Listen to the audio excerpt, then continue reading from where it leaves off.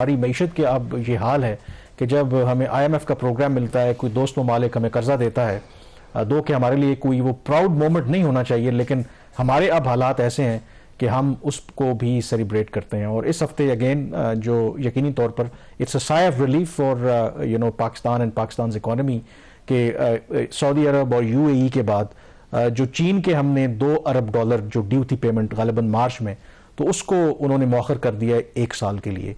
तो ये proud moment तो नहीं है, लेकिन गिवन जो हमारी इस वक्त फॉरेन रिजर्व्स की सिचुएशन है, अगर $2 अरब उसमें से निकल जाए तो इमेजिन करें कि हम कहाँ पे खड़े होंगे। तो in that case I think we should be thankful to of course China. हमने तो कोई इसमें हमारा नहीं है। देखिए पिछले 10 साल में पाकिस्तान की जो डिपेंडेंस है, जिनको हम दोस्त ममालिक कहते हैं और मैं उनको कहते हैं खित्ते के ममालिक, उन पे बहुत ज़्यादा हमारी रिलायंस बढ़ गई है। हर हुकूमत जो आई वो इस प्लान के ऊपर आई कि हम फलां दोस्त से पैसा पकड़ लेंगे, फलां कंट्री से पैसा लेकर मुल्क चला लेंगे। वो एक लिमिट थी, वो हम क्रॉस कर चुके हैं। अब कोई भी मुल्क जो है वो IMF की छतरी के बगैर पाकिस्तान को पैसे नहीं दे रहे। इसके ऊपर 12 हम बात कर चुके हैं।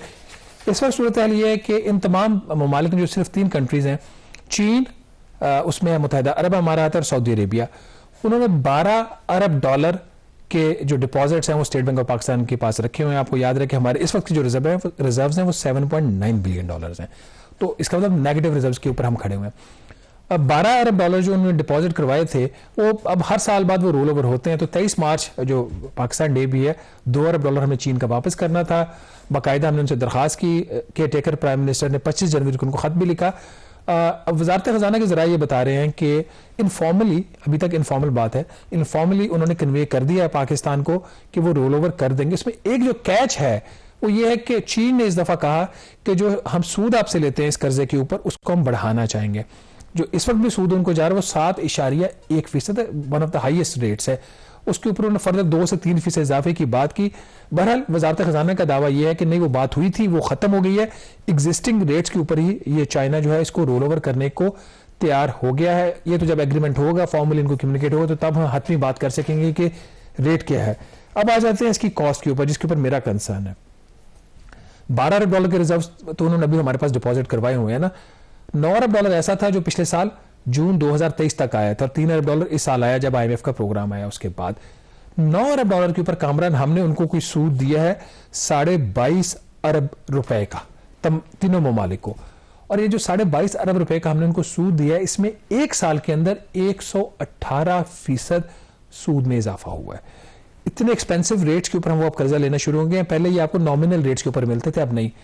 स्टेट बैंक का इसके ऊपर ये कहना है, मेरी कुछ लोगों से बात हुई थी, उनके एक बहुत बड़ा जो फैक्टर है इस सूद में इजाफे का वो है एक्सचेंज रेट का। जब रुपया डिवैल्यू है तो जो फॉरेन करेंसी में हमने उनको पे करना था, तो उससे हमें ज्यादा रुपए चाहिए, तो इसलिए आपको यहाँ पे एबनॉर्मल इंक्रीज आ रहा है। बहरहाल अगर रुपये आपका स्टेबल भी हो गया अराउंड 279 280, होपफुली यहीं पे रहना चाहिए, इसे ऊपर नहीं ज्यादा जाना चाहिए।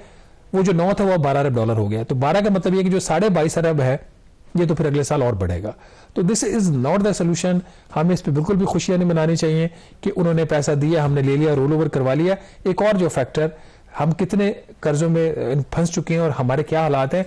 चीन से हमने एक और फैसिलिटी ली हुई है, ये है बायलैटरल करेंसी स्वाप एग्रीमेंट। होता है कि तजारती मकासद के लिए आप एक दूसरे की करेंसी में डील करते हैं। वो पैसा भी उठा के हमने कर्जों में इस्तेमाल कर लिया है।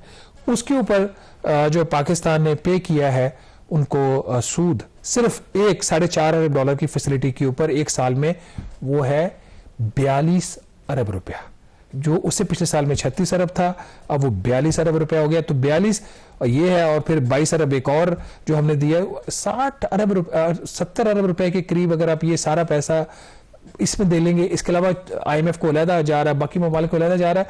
तो मेरा ख्याल ये जो हमारी पॉलिसी है कि रिजर्व्स आप बढ़ाएं, दूसरों से कर्जा लेके, आप ये सस्टेनेबल नहीं है। जो एक विशियस साइकिल में हम फंसे हुए हैं, इससे हमें निकलना पड़ेगा। और आई डोंट नो कि जो नई गवर्नमेंट आती है उनके पास ऐसा क्या मैजिक वॉन्ड है, गिवन द फैक्ट कि जो चैलेंजेस उनको दरपेश होंगे। एक तो लेजिटमेसी का, मतलब ऑब्वियसली कितनी हकीकत है धांधली में या नहीं है, परसेप्शन जो है आपको पता है कि बड़ी मैटर करती है।